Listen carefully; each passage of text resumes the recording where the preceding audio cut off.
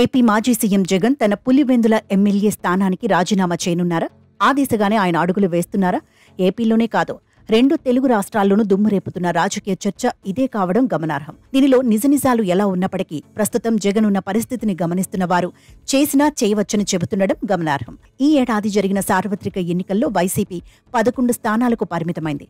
ఇది ఊహించని దెబ్బగానే వైసీపీ నాయకులు భావిస్తున్నారు. ప్రజలకు ఎన్నో మేళ్లు చేశామని చెప్పిన వైసీపీ ఇలా ఘోర పరాజయం మూటకట్టుకోవడాన్ని వారు జీర్ణించుకోలేకపోతున్నారు. ఇదొక సంకట స్థితి అయితే, మరోవైపు అసెంబ్లీలో ప్రధాన ప్రతిపక్ష హోదా కూడా దక్కని పరిస్థితి మరింతగా వైసీపీ అధినేతను వేధిస్తోంది. ఇప్పటికే దీనికి సంబంధించి ఆయన స్పీకర్ అయ్యన్న పాత్రుడికి సుదీర్ఘ లేఖ రాశారు. సంఖ్యాబలంతో సంబంధం లేకుండా తమకు ప్రధాన ప్రతిపక్ష హోదా ఇవ్వాలని కోరారు. కానీ దీనిపై నిర్ణయం ఇంకా తీసుకోలేదు. అయితే జగన్కు సానుకూలంగా నిర్ణయం వస్తుందని ఆశించే పరిస్థితి లేకుండా పోయింది. ఎందుకంటే ప్రజలే 11 స్థానాలు ఇచ్చి పక్కన కూర్చోబెట్టిన వైసీపీని ఇప్పుడు అధికార పక్షం ప్రధాన ప్రతిపక్ష హోదా ఇస్తే రాజకీయంగా ఇబ్బందులు ఎదురయ్యే పరిస్థితి ఉంటుంది.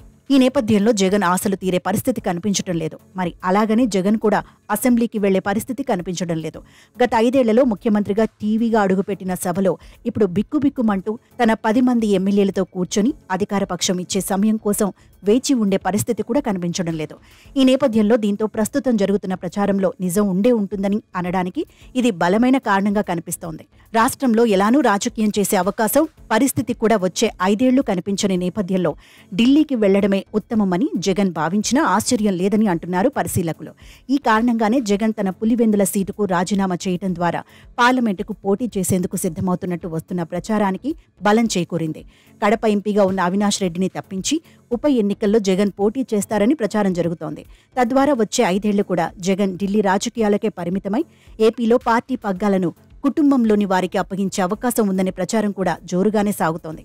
ఏదేమైనా ఈ విషయంలో వైసీపీ నాయకులు ఖండించకపోవడం, మరోవైపు రాష్ట్రంలో వైసీపీ పరిస్థితి ఎదురీతిగా మారుతుండటంతో ఏమైనా జరగచ్చని అంటున్నారు పరిశీలకులు.